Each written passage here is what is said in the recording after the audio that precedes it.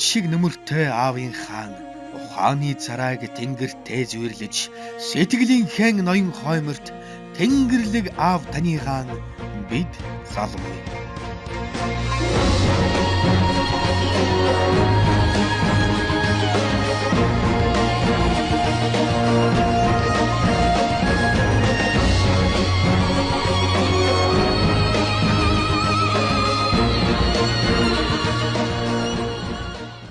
Нүүдлэл буцдаг хүмүүний амьдралд хүншгэл хүн байх юмсан да. Далайн мэд давалгаалах амьдралын сайхныг харин хүн чанарт л оршдог юм. Цаг тооны бичгийг эргүүлэн сөхөл тэртээ 30-аад жилийн өмнө бодлоо сан руу гинхэн гармаагүй айл бүрийн хоморд цэнхэр дэлгэцээр учран залгажээ. Тэртээ хөдрийн дурц тоглоод өнөр бүлийн гармаа бор банд зэрэг дөрүүд нь Монгол улсын гавьяат жүжигчин Чүлтмийн алтан үлзийгын олон сайхан дөрүүдийн эхлэл байжээ. Хөх тэнгэрийн задаст хязгаарнуул мэдэгдэх далайн захыг аргамжаад Сибирийн хөгсөлдний эрэгт эгэл амьдралын тухай ийм хүүрнэлтэн суулаа. Хүн болгон хүүхэд насандаа их бага насандаа хайртай байдаг штэ. Таны ер нь бага нас хэрхэн өнгөрөв? Миний бага насны турсан одоо нэг хүүхдүүд үлгэр шиг байна. Би Завхан аймгийн Сандмар суунд төрөөд тэгэд 45 хоногт Тэмийн жингээр 2 сар явж Улаанбаатарт орж ирсэн. 2 сарын аяныг би одоо тэр ээжийнхээ сайхан сүүн тэгэл энэ Монгол орон нутгийнхаа байгаль дэлхийн тэргийн магаал мэдэрч 2 сар явсан байгаа шүү дээ. Тэгээд Тэмээний нэг өрөөсөн тал дээр харган дотор Улаанбаатар хот дээрхэд миний тал нүур хар тал нүур цагаан хэсэг. Тэгээд би өөрийгөө ер нь их тийм тэнүүлж одоо гарлын юм а гэж боддог байхгүй юу. 45 хоногтой л тэнийд ихсэн тэнийд. Хорог байхдаа л ирээсэн. Тийм ухаан мэдрэлтэй явсан. Тийм ер нь орвог мэдрэх мэдрэмж нь тийм над сайхан одоо мэдрэмж өгсөн. Тэр хүүхэд насны дурсамжууд бол хүний санаанаас ерөөсөө хизээш гардаггүй их гоё. Тийм бичлэгүүд үлддэг юм байна. Бага насны тэр сайхан дурсамжууд. Би одоо их л тийм сахилгагүй хүүхэд байсан юм. 5 настай байхдаа би ганцаараа яваад Ман баярын парад үзсэн байна. Тэгсэн чинь өглөө нэг Ман баярын парадтай гэл манайхан параданд явна гэж аав ээж хувцас гоёол. Би бас хувцас гоёол. Тэгээд би ганцаараа гараад алхацсан. Тэрийг өөрөө мэддэг. Тэгээд Сквадрын талбар дээр хөрөөд ирсэн яг нэг харуул хамгаалт нь гараагүй байсан байхгүй. Тэгээ одоо тэр сквадрын хөшөөний тойрсон арслангуудын нэгэн дээр ингэж мордод сууж байгаа. Тэгээд нөгөө улсууд ингээл талбай дээр ус бүгдийг хөөгөл нөгөө парад хийсэн. Нэг цагтаа инээгээл намайг хараад байсан. Одоо тэр өхөрцсөн байлээ. Намайг хөөгөөгүй. Тэгээ би тэр парадыг тэр арслан дээр сууж хагаад үзэж хагаад унтцсан байсан. Бүр нөгөө их уртаа явж тэр 2-3 цаг парад явж байгаа чинь. Тэгсэн харин нэг цагтаа сэрээгээ тэгээд чи одоо хэдэл аав чи хаав нь тэнд байгаа гэдэг. За аав зэрэг очиж тэгээд тодлаагүй гэ. Тэгээ гэртээ ирж шийшээ. Ихэлдэггүй хтэйч тий. Их л шахилгагүй л тийм шинж байсан баг. Тэгээд манай аав ээж над хэлдэгээс хүн ер нь өөрийнхөө л байг нөхөө. Хүнд битгий муу юм хий. Хүнд муу юм хийгээ хүн үйлс нь бүтээд хийш юм нөхөө. Хүнд л битгий муу юм хий. Хүнд битгий муу сан. Хүний чамайг их сайхан санаад явж байгаа чи хүнийг муу санаад өнгөрөх юм бол хүнд бас гайварцд нэмэгддэг юм шиг байна. Тэгэл би одоо бол аав ээжийнхээ тэр алтан сургаалыг ерөөсөө мартдаггүй. Хүнд л сайн санаж яваа. Сайн санааны үзүр тос гэж манай ээж дандаа хэлдэг байсан. Одоо тэнгэрээс харж байгаа хаа миний аав ээж хоёр. Би аав ээж хоёроо нэг гомдоогоогүй. Гэтэ хүн их эцгийнхээ ачийг хариулах гэдэг энэ хорвоодаанч байхгүй юм да. Яах вэ ингээд тэднийгээ тэнгэрээс харж яхад нэг хүн шиг яваа. Насыг барчвал бас баг ч гэсэн дээр хоёрын ачийг хариулах юм удаа л гэж бодох.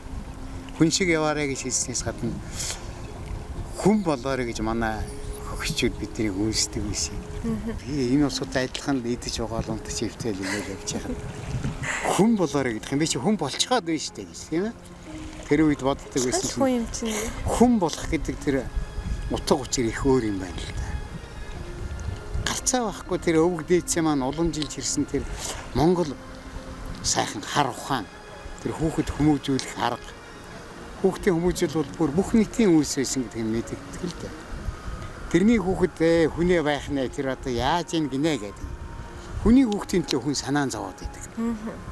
Тэр золиг одоо тэгнэ тэр. Тэр нэг л хүнээ байх шинжтэй шүү. Тэр бүр хүнээ байсч. Бүр хүнээ байсч гэн одоо нэг шоронд орхолцсон юм. Бүр хүнээ байж гин. Хүн гэдэг энэ нөхөд хонхорхоо. Энийг хүн хонхор гэдэг. Хүн өөр ямар ч юмтанд ийм байдаг. Сармагч чихлийн арга юм байхгүй гэдэг. Тэгэхээр энэ хүн гэдэг юм энэгээр онцлогтой байдаг байхгүй. Тэгээ хүн нөгөө энэ уруулын мэнгэний нүүрний мэнгээр ярьдаг шүү дээ. Энэ их одоо амны хэсэгтэй хоо тэр гэж. Тэр чинь энэ хүн мэнгээ дагсан тэр хүн хонхорхоогоо дагсан мэнгэнүүд юм утга учиртай байдаг юм байна л да. Тэгэхээр бид нар энэ хүн болсон энэ ганцхан хов заяагаал их зөв хөдөлж хийж энэ ганцхан олдхоноосыг л бид зөв өнгөрөөвл нөгөө хүн болсон юм одоо буян заяан тэр. Тэгээ аав ээж маань биднэрт энийг л бүгдээрээ сургадаг. Хүн ер нь өөр хүүхдээ муу яваарай гэж хизээч боддог. Дандаа сайн сайхан яваасай л гэж боддог. Тэгээ дэндүү сайн сайхныг хүсээд инкрээд ирэхээр нөгөө хүүхэд маань эрхийн маань болчдөг. Хүнийг хайрлаж мэдхээ байдаг. Хүн намайг хайрлах л ёстой болохоос би хүн хайрлах ёстой гэдгийг мэддэг. Уг нь тэр хүн болоорой гэдэг чинь хүнийг хайрлаж яваарай гэсэн үг байна. Тийм хүн болоорой гэдэг чинь хүнийг хайрлаж ийж хүн болдог. Тэгэхээр л хүнийг хайрлах, тэр хүнийг хүндлэх, ялангуяа энэ ахын настай улсуудаа хүндлэх гэдэг юм манай энэ орчин үеийн хүүхдүүд их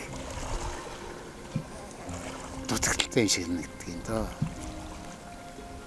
Ер нь их хэцэг нөгөө биеийг төрүүлдэг ухааны тэр хүн өөрөө олж авдаг гэдэг тийм ээ.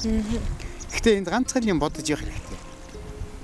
Хусавч үлээр л арилах эцгийн нэр шахавч үл барагдах ихийн цус гэж байдаг.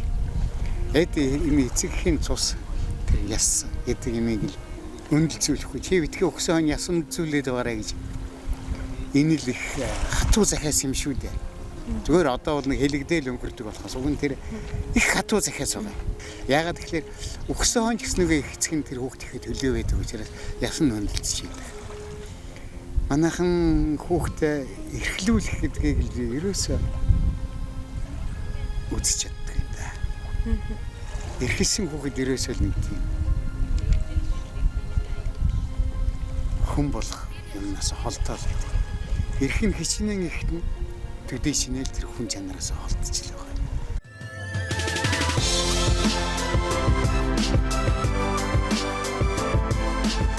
Мөрөөдлийн аяллаа бидэнтэй хамт нэвтрүүлгийн ерөнхий ивент тэтгэгч Дэлхийн Монгол аялал. Алгаа дэлгэсээр угтдаг, алгаа ташсаар л үддэг. Энэ л алтан тайз, энэ л ариун сүм бол жүжигчний үлгий, жүжигчний эх орон ажээ. 85 жилийн түүхийг хэлхэн бичсэн улсын драмын Эрчмийн театрын өндөр үд алтан тайзнаас голцсон тэрл он жилүүд алтан үлзийгад ганцаардал гунгийг ирэхгүй мэдрүүлж. Харин тайзсагчаас гавьяд жүжигчэнд хүрсэн энэ замлууд түүний амьдралын аз жаргалаар дүүрэн өдрүүд хэлсэн гэдгийг ярилцаж суухад нүд дүүрэн инээмсэглэл театраа гэсэн сэтгэл аргагүй гэрчилж байлаа. Тэр ирэх жаахан хөө, тэр дэггүй бяцхан хөө урлагт орж жүжигчин мэрэгжил жүжигчин болно гэдэг бас одоо хүн болгонд тохиогоод ах тэр сайхан мэрэгжил биш. Тэгэхээр яаж ер нь энэ сайхан урлагтай холбогдсон юм бол тэр хүн болгоны анхаарал тавьдаг, тэр хүн болгоны мэдхийг хүсдэг зүйл ах. Би 9-р анги төгсөөд ер нь л одоо нөгөө сахилгагийн шинж илэрчээсэн тэрэлтэй. Одоо ангийнхаа тэр сургуулийнхаа охтуудад захиа бичиж эхэлсэн. Одоо дурлаж эхэлж байгаа. Их залуу дурлж тээ. Тийм. 7-8 дугаар ангиас. Тэгээд тэр дурлал хүний бас эвддэг юм. Тэгээд дээр нөгөө эрхийн маанаг хүн чинь бүр эвдэрдэг байхгүй. Тэгээд би 10 дугаар ангидаа ороод ганцхан сар болоод сургууль хайж ирсэн. Багштайгаа муудалцаад, ангийнхаа багштай муудалцаад. Тэгээд би сургуулийг хайчаад. Тэгээд ажилгүй аав ээж хоёр маань тэр толгойтын баруунслаа ажил дүрэн коммунитийн ажилчдын хамгаалалт гэж юусэн тэнд сахиул хийдэг байсан. Тэгээд тэр хоёр дээр очиод одоо өвөл модны уулаас модын зөөж өгнө. Нөгөө цайны усных нь мөсийн зөөж өгнө. Тэгээд уулын мохор төвчээс вангах очиод бамби намайг бамби гэдэг байсан. Таны хач. Тийм одоо яаж өхөрж байгаа юм. Өхөрж. Бамби ингэж амьдрахгүй. Хайл явна гэх. Тэгээд намайг машинт аваад тэгээд ихтэй авчир овсонд оруулаад хонуулаад. Тэгээд тэр оройнд байх уцаар ярьсан юм байлгүй. Тэгээд маргааш өглөө за бэлза явгаага. Бамби авчиад тэр дараа мч тэр дэндив дээр өгөө. Тэр нэг ажил өгчих واخ. Тэгээд би өглөө бэлзаагчтай цуг театрын хаалгаар орж ирсэн. Би шатар үзээчгүй. 1966 он шүү. Тэгэл театрт орсон гэсэн чинь тэр дэндив гэдэг болоо сүүчин урд нь ярьсан нэг тайдарган тэрт ярьсан байсан гэсэн. Тэгээ манайд нэг тайцагч оронтой би одоо ингэж ажилд орно. Тэгээ би тэр өдрөө тайцагчаар театрт ажилд орж ирсэн байхгүй. 1966 оны 12 сарын 27 яг шинэ жил болох гэж байсан. Тэгээ тэр чинь 66 он гэдэг чинь манай театрын 35 жилийн хой болсон. Бүүн усууд гавьяа ардын болсон гэж та. Тэр театр баяр хөөр бэлхэж исэн тийм үед би театрт орно. Тэгээд 69 онд циркт явдаг. Тэгээд 69 онд циркт очиад циркт хүн ерөөсөө хүн болдго юм байна. 1969 оны 10 сарын 22-нд би тангараг өргөж ийсэн. Тэр тангараг одоо хүртэл миний сэтгэлд тод үлдсэн байдгийг. Би бүгд найрамс Монгол ард улсын тусгаар тогтнол газар шороо ард түмнийхээ эрх чөлөөний төлөө эцсийн тусал зустаа дуустал тэнцэнэ. Хэрвээ би энэ тангараа нисэх юм бол Монголын хөдөлмөрчин ард түмэнд үрд жигшигдэн төрийн хуулийн дэд цаазын ялахад гомдлог бай гэж би тангараа өргөж ийсэн. Би өнөө хүртэл энэ тангарахтаа үнэж яваа. Тэгэхээр эр хүн ерэн заавал нэг их орондон тангараг өргөх ёстой гэдэг бол цэргийн албал юм. Тэгэхэд үнэхээр гайхамшигтай байсан. Тэнд над ганцхан одоо хүртэл миний тэр сэтгэл зүрээс гардгүй гэж бодогддог юм. Хэрвээ чи энэ тангараа нисэх юм бол Монголын хөдөлмөрчин ард түмэнд үрд чигшигдэн төрийн хуулийн дэд цаазын ялахад гомдлог байна. Хатуу үг. Тангараг гэдэг бол ийм л байх ёстой. Тэгэд намайг хүн болгосон өөр нэг том их сургууль бол театр.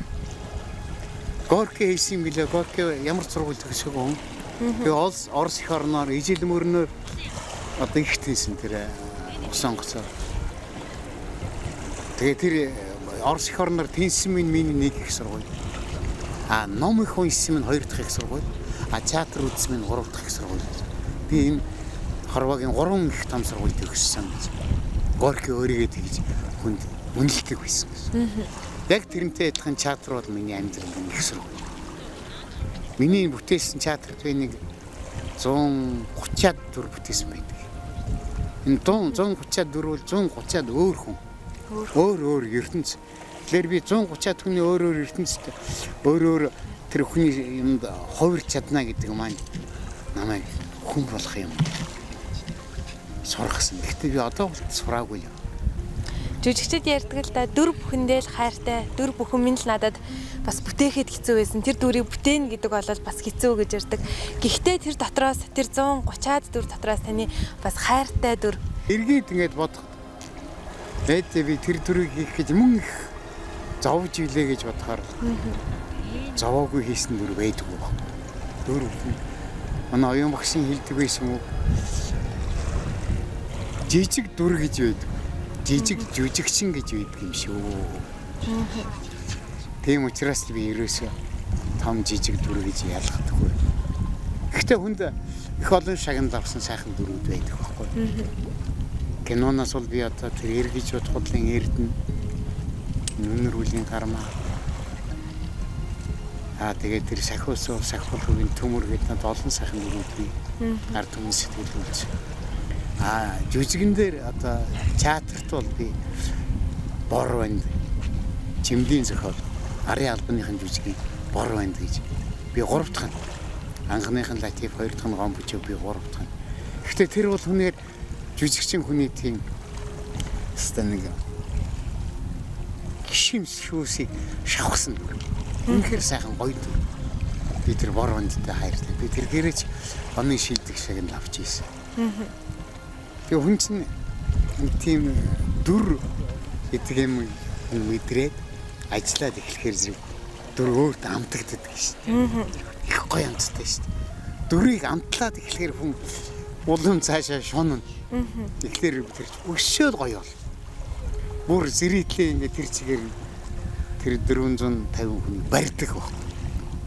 Зөвхөн ингээд хараад ингээд тэрээс яг миний хардсантаар хүн. Миний хуруу ингээд заагаад тэр гээд ингээд харахад зэрэгл тэр чигээр тэнд юуг нь мэддэх байх. Тэгээд тэр лөө хардаг баг. Би ч нөгөө зэрэгл надад атгах гэж байгаа юм байхгүй. Энэ л жижиг шиг бахархал гэдэг байхгүй.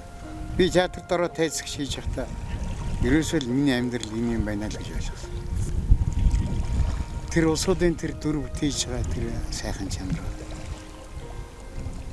Цэрэн дулам гэж ардын жижигч манай. Тэр хүн тайз найзаа сууж хагаад үлзээ миний хүү яваад их өрөөнөөс миний амьдралын гутлыг түүфлээ байдаг. Та яах гэсэн би нойлд орох гэсэн юм. Гүн нойлд ингэж орчооч та. Тоглолтын хувцастай чинь тайзан дээр явдаг хувцастай нойлд ордог. Тэгэд би тэр хүнийг биширсэн байхгүй. Ягаад гэвэл тэр хүн тайзаа дүрээ хүн. Тэгж тайз дүрээ хүндсэн хүн бол муу дүр хийхгүй. Тэгэл миний хоо багшийн хэлсэн гоё үг гэдэг нь тийм урлагийн тоогоор ингээд нэг өнгө ийцэн чи одоо хизээж үеийн татж явж чадахгүй. Энэ чигээрээ л явах юм гэсэн яг үнэ. Тэгэхээр энэ урлаг руу нэг өнгө ийсэн хүн бол зүрх сэтгэлээсээ өнгө их хэрэгтэй. А зүрх сэтгэлээсээ өнгө ийсэн хүн бол энэ хүн болох өөрийнхөө анхны одоо шан татчихъя гэсэн. Тийм учраас би театр гэдэг бол үнэхээр агуу сайхан газар.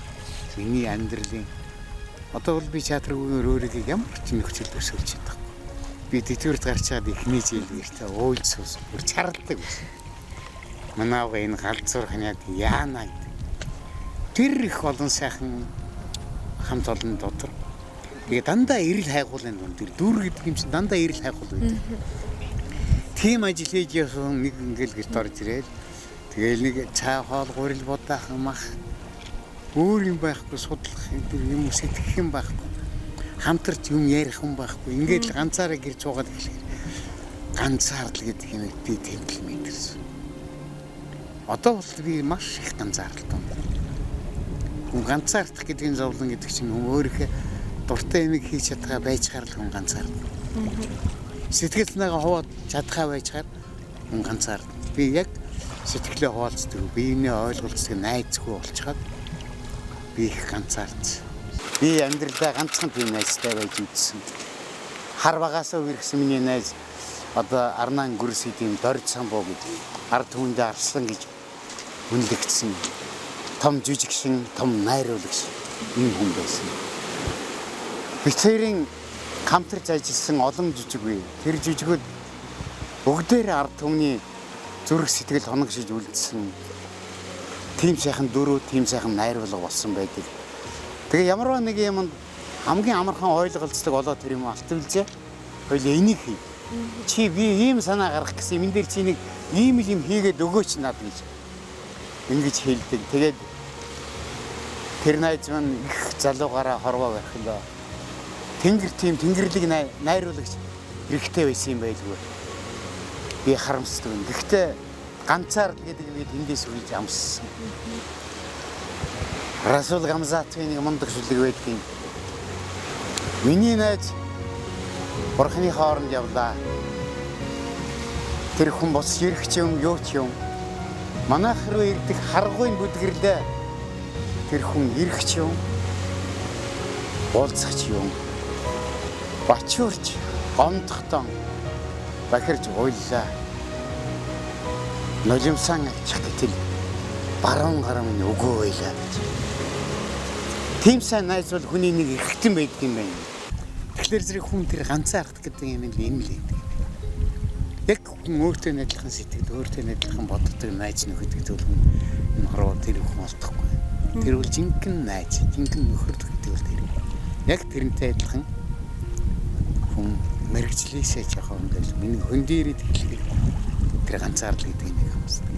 Анхны кино, анхны одоо бүтээл тоглосон тэр үеийн анхны жүжиг одоо энэ Насруудын зохиолч урлагийн хавь сэтгэлтэн Батбаярын Дөгшин жирмих гэж зохиолч юм анхны жижиг. Би анхны тэнд голоор тоглож байгаа. Тэгээд манай хооноо зөвтөрж тэр жижигийг найруулсан. Их солон удаа хянтд орсон, их ч муу цай юм сонссон. Тэгэл би хамгийн одоо тэрнээс өмнө масаконд гараад зөндөө олон явдаг байсан. Яадаг тайсан дээр зөндөө гарсан шүү дээ. Одоо 2 жил гарсан байгаа аахгүй.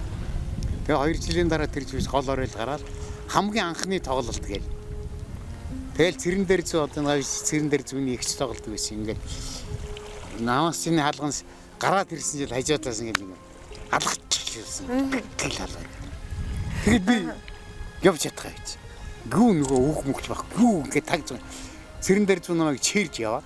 Тэгээ миний хоёр нугарахгүй ингэж явсан гэж байна. Цэрэн дээр хөхрөөд байдаг. Зэрэтл гэдэг тийм халуун байдаг. Тэр зэрэтл үзэгчдийн амьд харьцаа гэдэг жүжигчтэй яг тэгжил тулдаг юм байна. Тэгээд нэг 2-3 минут болсны дараа би өөрөө бие юу лээ гэж дүрдээ орж байгаа. Тэгээ анхны юм гэдэг ийм амьсгалтай байдаг. Тэгэл хизээч мартагдахааргүй. Юуртөө хизээч мартагддаг. Намайг л хажуутаас нэг юм том халуун юм гэж зохиол авах шиг байсан. Үзэгчд. Тэгэл хүн чирээсээ мэдрэл алцдаг юм.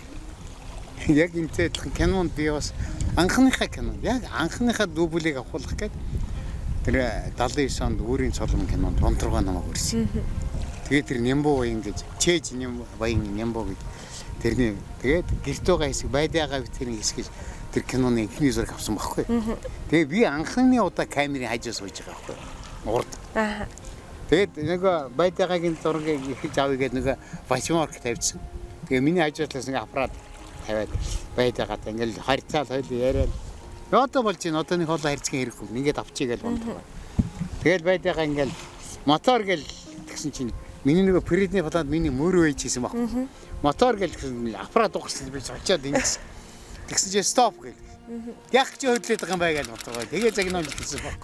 Яасан гэсэн чинь чиний мөр энд байж байгаа система наад мөрний чинь тал хэсэг. Битгий наатгаа хөдлөх гэл.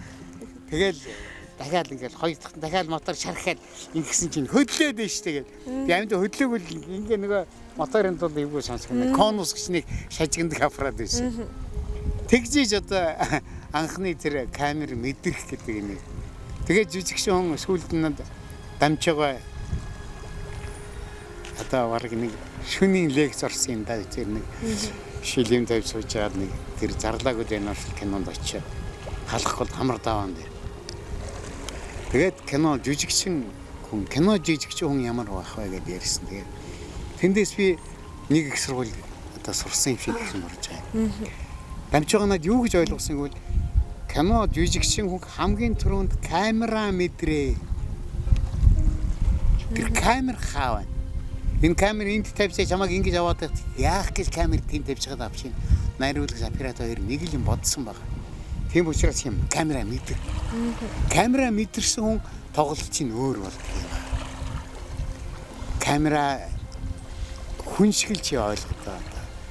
Гэтэл надад анх тэр камертай жүжигчин хүн яаж харьцахыг ойлгуулсан бол дамжаага. Үнэхээр сайхан гоё жүжигчин хүн чинь тэгээд хүнд юм хэлэхдээ тэр ойлгуулах яавал хялбархан энэ хүнд ойлгуулах уу гэдэг тийм гоё сайхан тайлбарлаж өгч чаддаг юм байна. Тэгэл би тэрнээс бас нэрээ би чинь камерны авсан зураг би дэлгэсэн гарч байгаа шүү дээ тийм ээ. Тэгэхээр ерөөсөө миний гол харьцах юм шиг камер байгаа юм байна. Би араас зураг авахулж байгаа гэсэн камер энд байгаа гэдэг мэдэр араасаа өөрөө тоглох хэрэгтэй юм гэдгийг мэдэрсэн байхгүй. Тэгэхээр жүжигч хүний бас нэг бүр ялангуяа одоо сүүлийн үед кинон тоглож байгаа хүүхдүүд сайхад камераар мэдэрч чадахгүй бол камерын өмнө зогсохын хэрэг байхгүй дээ. Өнөр үл таны хоёр дахь одоо тоглосон кино юу? Яг энэ өөрийн цолом кино хяналт өгчөөл тэгэл Төөрөн үйл судлалын хэлс үзэл батлаа гэж гарч ирэл жигштэйгээ гарч ирэл. Бид бас нөгөө кино яахны батлагдах нэг гадаад үлээж гисэн байхгүй. Тэгсэн жигштэйгээ гарч ирээд намайг хараад хөөе. Чи манай өрөөнд ороод. Тэгэл би дагаад тэр 3 дахь жигштэйгээ тусгай өрөөнд байдаг гэсэн. Тэнд 3 дахь өрөөнд нь орсон чинь. Би нэг юм бодогтой кино хийх гэж байгаа. Ажилчин ангийн тухай, нэг залуучуудын тухай. Нэг юм бодогтой кино хийх гэсэн. Би 40 хэдэн хүн үзлээ. Про хийлээ. Чамаг авна. Маргадарс ажилд ор. Тэгэл би шууд провгүй өнөрүүлд орчих. Миний Аз юм уу? Одоо тэнгэр намайг харсан юм уу? Тэгэл би тэр хүний одоо яг команданд ор. Чигстэй ерөөс хэрэг шиг командд юм байсан. Би бүтэн жил явсан. Тэгэл нөгөө павильон дотор зургнуудаа бүгдийг павильоны зураг өвөл аваад гадаа зургнуудаа 100 авсан. Тэгэл намар нээлт хийж ийсэн. Тэгэхэд би жигжтэйг найруулагч хүн бунтрагуул их зөөлөн хүштэй хүнд жижигшүүн ингээд ярьж яхад яриагараа хүн ойлгуулцдаг. Жигжтэйг бол өөрийнхөө нүдэнд хардсан юмыг яг тэр чигээр нь хийлгээ жижигшнэ. Хүчээр хийлгээ. Хийж чадахгүй ч үсээ хийлгээ. Тийм л их өндөр шаардлагатай дайчин хүн л дээ. Тэгэл тийм хүний гараар ороод хоёр өөр найруулагч би эхний 7 кино би 7 өөр найруулагчийн кинонд тоглосон. Тэгээ би дор чулуугүй над энийг л кинонд авч амжихсангүй гэж битэрийн кино зүрхсээр байгаа таарсан юм байна. Тэгээ би дор чулуугүй кинонд орж чадаагүй. Тэрнээс бус бүхэн найруулагчийн тэр үед ажиллаж исэн тэр мундаг найруулагчийн бүгдтэй цуг ажиллаж үзсэн. Энэ бол над нэг амьдралын том сургууль. Нэгэн өнөр бүлийг ярьсан болохоор өнөр бүл өнөө цагт гээд нэг бас кино гарсан тий. Тэр киног одоо асуухгүй өнгөрч болохгүй бах үзэгчд магадгүй гордох бах. Энэ кино ер нь ямар учиртай юм бол тухайн үеийн уран бүтээлчдээс нь одоо зөвшөөрлийг авсан байдгийн болов одоо өнөө цагт л ингээд киног нь бас яг дөөрэлгал хийцэн байна гэж хүмүүс их шүүмжлээд байгаа. Энэ тал дээрээс өнөр бүлийн тухай өнөө цагтын тухай яриулж. Тийм манай залуучууд маань яг үнний хэлгээд сэтгэх юм байсан байна. Компьютер гэдэг юм өөрийгөө даатгасаар гоо сэтгэх юм болсон. Тэгэхээр сэтгэхгүй хүн юм хийж чадах юм байсан. Тэг өөрөөсөө сэтгэж чадхаа багтаар хүний хийсэн тэр сайхан уран бүтээлийг хуулбарлаж эхэлдэг. Тэгээ энэ зэрэгс сэтгэхээ байцсан улсуудын л ажил. Би хэлж байгаа юм. Жигждэг шиг Батулга сэтгэж чадах уу? Найруулагч тийм ээ. Тэр хөгжмийн зохиолч хошоо төрийн шагналд ардын жижигчин бэлгийн дандин сүрэн гэдэг шиг хөгжим бичиж чадах уу? Нэг удаа би тэр улсуудаа доромжлоод байгаа юм шиг санагдсан. Тийм ээ? Тэр улсуудын тэр хийцэн уран бүтээл бол мөнхийн юм шүү дээ. Тэр мөнхийн чигээрээ дуусах шүү дээ. Тэрнийг засаж сэлбэл одоо энэ юм байна гэл энэ болохоо байж нийгэмтэйгээ адилхан тэр өнөр үл өнөө цагт гэж би бүр үнэхээр дургу хөрсөн. Урж аваачаа та энэ кинонд орох уу гэсэн би орохгүй гэсэн. Энэ кино хийх үү гэсэн та нар өөрсдөө ямар бүх зүрхтэй улсууд үгдээ. Ийм хоёр хүний том уран бүтээлийг та нар шинжлэх гэдэг ямар их гайхамшигтай том улсууд вэ гэж. Үнэхээр би зүгээр нэстэ ичихгүй хэлнэ. Монголоор түн чиний хүлийн зөвшөөрөх баг. Яагаад би ингэж хэлж байгаа юм гэхээр битгий юм новшин хийж байгаа ч гэж араас нь хийх гэж байгаа улсууд хэлмэрсэн гэж. Сэтгэж чад. Сэтгэг өөрсдөө. Сэтгэж чадхаа бичсэн хүн л ийм заваа юм хийдэг баг. Бохир юм хийдэг байхгүй юу? Энэ бол яста баба. Кино гэдэг өөрөө яа харахгүй мөнхийн бүтээл шүү дээ.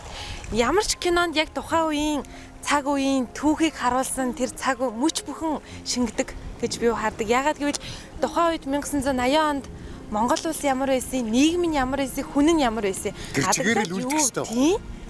Тэрнийг заавал өнөөсөх тавьчираад яах юм? Тэр үед амьдарч байсан би өнөөдөр 66 настай болсон биш би 30 настай тоглож ийсэн. Би өөрчлөгднөд юм чи. Бүр алингаалттай өөрчлөгдөн шүү дээ. Тэгээ морьтой чулаасыг аман хуурыг энэ төр ингэ дахиж хийх гэж юм гэсэн сураг байна лээ. Би тэгээд тэр солонгийн тэр түр хэлмээр санагдаж байгаа. Хэлчихье. ичээрээ тань. Өөр юм сэтгэе. Тэр хөгшчүүдээ тэр бурхандаараа тоглох гэдэг бол бузар юм шүү. Хэрэггүй баг. Хүн байгаль хоёр нарийн холбоотой гэж ярьдаг. Тийм учраас хүмүүс их байгаль гарахаар нэг сэтгэлээ илүү сайхан нээдэг юм болооч гэж боддог. Тэгээд таны хувьд ер нь хэр сайхан байгальд гарч аялдаг хүн бэ ер нь? Би бол ерөөсөө тэний жил явбал над хаач хамаа байхгүй. Өнөөдөр би ингээд энэ сайхан аяллаар ингээд явчихлаа гэхэд энэ Тэнгэрлэг аав гэдэг нэвтрүүлэгт оролцоо явж байна. Тэнгэрлэг аав ямар гоё нэр өгөө. Ингээд хэлэхээр толиус гараа. Монголын аавд бүгдээрээс Тэнгэрлэг. Тийм сайхан байгаасаа. Тэнгэрлэг аав ядаж сэтгэл зовхгүй нүдэн энэ. Өөр хүүхдэн зөв өгчлээ. Нэгэн жоохон тааруухан явах юм бол хүн бас сэтгэл зовдөг. Тэрэндээ өөрөдөг. Тийм л юм битгүүлээсээ аа бүхэн Тэнгэрлэг байгаасаа. Тэгээ Монгол үгний нэг гоё чанар энд байдаг шүү дээ. Тийм ээ. Миний Тэнгэрлэг аав гэж. Миний гоё аав гэж хэлээ. Тэгээ монголчуудын нэг тийм муу үгээр сайн юмыг төлөөлж чаддаг бас нэг их гоё чанар байдаг шүү дээ. Миний муу ээж гэж ярьдаг. Тийм ээ?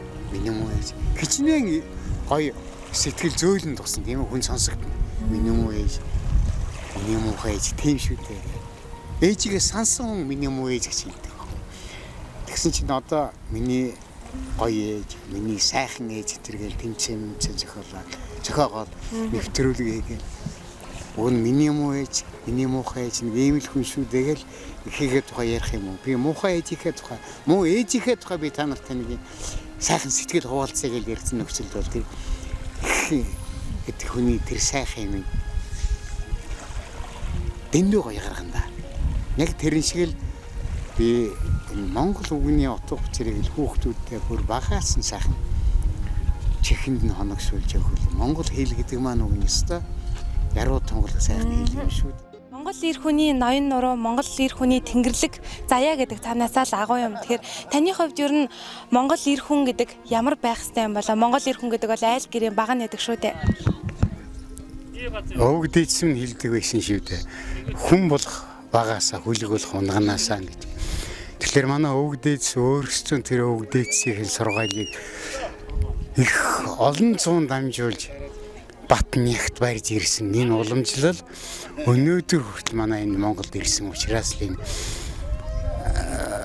одоо эр хүний ёс жудаг гэдэг нь яригдж байна л да. Одоо бидний өвгдээдс биднийг бүр ийм жоохон байхаас нь хүн болоорой гэдэг байсан. Тийм ээ чи банкны захирал болоорой чи сансарт нийцдэг хүн болоорой гэж хэлдэггүй. Чи хүн болоорой гэдэг байсан. Энэ л хамаг утга учир нь энд байгаа юм. Тэгэхээр бид нэр өр хүүхдтэй одоо бас дахиад хүн болоорой л гэж захиж тэднийг хүн болгох юм бол эх орнон хайрлах сэтгэлтэй ирчүүд хүрээгээ их өргөнөөр тэлнэ. Өнөөдөр манайхан оюутан цэргүүдгээд явж ирсэн. Тэр хүүхдүүд очиод тэнд 2 сар болоод ирэхдээ ямар их юм ойлгонд ирж байна. Тийм ээ. Эр хүн гэдэг чинь нэг гашин үг гэдэг юм да. Цэрэгт алба хаагаагүй. Эр хүнийг эр хүн гэж битгий тооцоо гэж. Тэгэхээр цэргийн алба гэдэг бол урт богино ч гэсэн би бол 3 жил алба хаасан. Миний өвгдөөс 5 жил 10 жил хааж ийсэн. Одоо ганц жил алба хаахад тэр хүүхдүүдийн тарих сэтгэл тийм их орж ийн гэдэг чинь энэ эр хүн гэдгийн утга учир тэндээс эхэлдэг юм шүү. Эр хүн эр цэргийн алба гэдэг бол ерөөсөө л эр хүний гарцаа байхгүй биелүүлэх гүйцэтгэх ёстой үүрэг байдаг. Би өвгдөөсийг бидний дээрээс байн харж идэг гэдэгт итгэж идэг. Тэгэхээр би тэр улсуудын урмыг хугалахгүйгээр эх орноо авч явах юмсан гэдэг. Энэ үгийг л залуучуудаа өдөр бүхэн цаг тутам хэлж чихэнд нь хоногшуулах юмсан. Тэгвэл Монгол эр хүнээрээ төлөвшнө. Монгол эр хүний нэг жудаг хиймэр лундаан яд сэргэн гэж би боддог юм.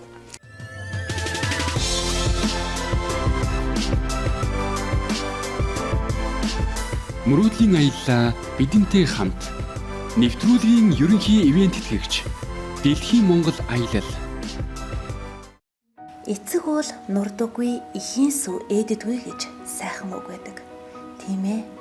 Аав хүн хан тэнгэрийг түшиж өргөх баг нь ахуй төрийн заяаг тиширдгэх баатар алаг үрсийнхээ халуун нөмөр нь байдаг. Хайрлсан сургаал нь хэлсэн үг загсан захиас нь орчлон туулах хариултууд байдаг. Анх аав болсон тэр сайхан нандин мөчийг хойлоод орсон.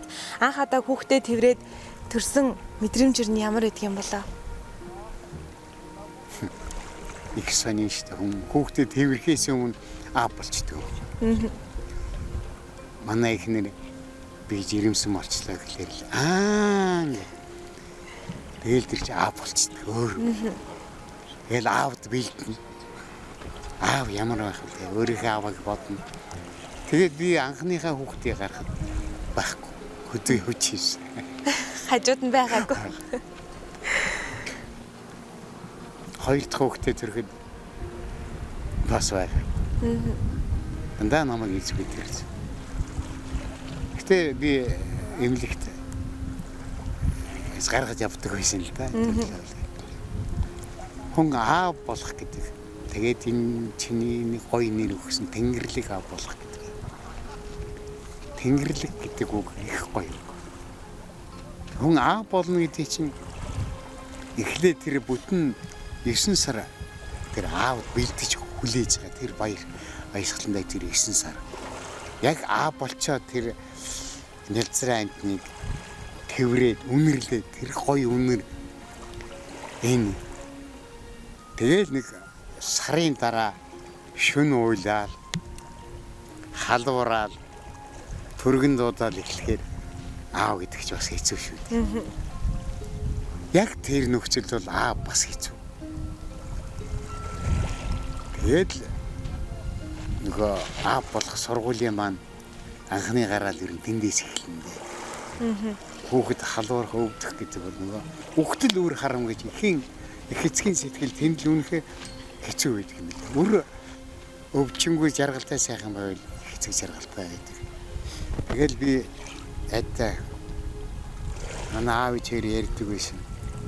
Энэ хог ингэж өвдөжсээс би өвдөхгүй яваа гэж. Яг амьдрал дээр тулаад ирэхээр тэр үгэл оройр ордог юм байл. Энийг ингэж тэгэл очиад энэ дээр очиад нэг судас тариа хийхээр судас нь олдохгүй ингээд ёо. Хэцүү. Аа болох бол үнэхээр их том ачаа. Тэр Тэнгэрлэг аав гэж хэлүүлэх хүн их юм туулан шүү. Энийний өмнө сөхөрөхгүй хүүхдэл хүн болгож ил чадвал аа болцсон юм аа. Гавьяа тэрдээ. Түрүүн та ярьжсэн ач хариулах хүн ер нь эцэгхийн ачийг хариулж бардгүй билээ гэд. Гэхдээ танаас бас нөгөө утгаар нь асуувал үр хүүхдээсээ бас та ямар ач нэгдэх юм бол үр хүүхэдтэй нь ер нь яавлаас аавынхаа ачийг нэг багах гэж гисэн хариулах юм бол их гоё асуулт. Би бол аавынхаа ачийг хариулж чадаагүй. Их эрхийн манаг байсан.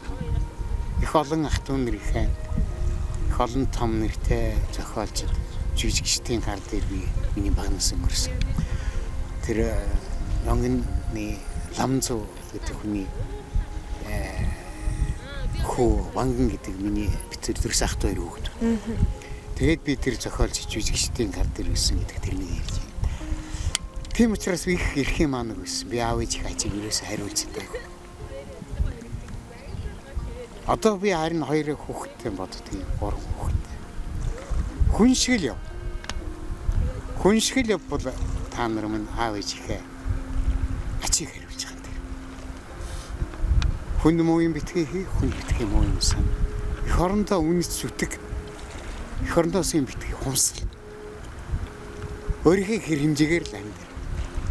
Хүн тэгэл зөвл амьдраа дууссан бол энэ эцгийнхээ ач үеийг хариулж ийн л гэж бодох юм. үр хүүхдээсээ нэхэх ачаал ер тэр. Тэ хүн шиг л хүн бай.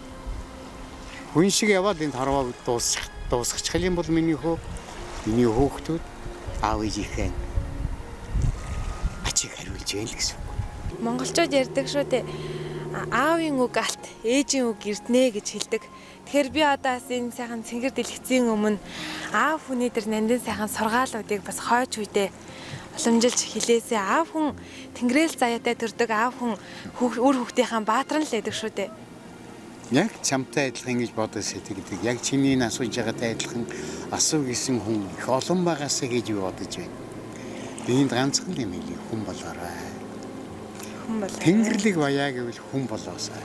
амьдрал их сайхан, ер нь айдаг хүмүүс минь амьдрах сайхан даа гэж дуу байдаг шүү дээ. Тэгэхээр амьдралын бас сайхан хорон мөч бүрийг бас бид одоо хүрнээд сууж байгаа учраас таны бас амьдралын хамгийн сайхан мэдрэмжүүдийн талаар яриад хоёлоо яриагаад басхъя гэж бодож байна. Тийм хүн амьдрах сайхан гоё дуу байдаг тийм. Амьдралаа чамтай хайртай. Хайрлахаас өөр арга байхгүй. Хүн дээрээс ганцхан олддог юм амьдрал. Төрлөө өглөө гүйц энэ хооронд хүн амьдрах гэдэг нь үнэхээр гайхамшигтай хүн болсон заяаны ач үн юм. Энийг л хүүхдүүд үнэ сайхан сэтгэлээсээ үр хүүхдийнхээ төлөө, эх орныхаа төлөө сэтгэлээсээ л амьдрал энэ амьдрах сайхан гэдэг нь олон хүн чанар юм л байна. Сэтгэлээсээ л сайхан амьдрцгаая. Хөх сайрын чулууг элбэнхэн давалгаалах далайн чимээ. Тэртээ дөнгөрсөн олон дурсамжуудыг тэмдэглэлийн минь дэвтэртэй хамт сөхөх уртаа сурт хөврөх бодрлууд. Айдаа хүмүүс минь амьдрах сайхан. Амьдрахтаа харин хүншгэл хүн байх сайхан. Игтэл би чинь хүн болж чадлаа гэж хідэнтэй бодол дагуулсан Тэнгэрлэг аавын минь ярилцлага таны сэтгэлийн хоймор заларч чадсан бол нэвтрүүлгийн минь зорилго тэнд оршноо.